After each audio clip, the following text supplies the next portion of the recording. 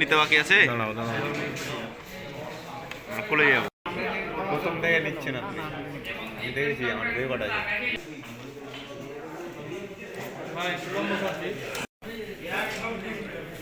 আমরা আরেকটু পিছনে যাই।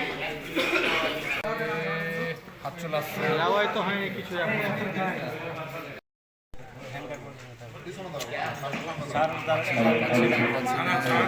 একটা নিউ অনেক অনেক একটু একটু দাদা এই দেখি নিলেন নিলেন, নিয়ে আসো খালি আমি সুযোগ দিয়ে দিলাম, পিছিয়ে পড়ি।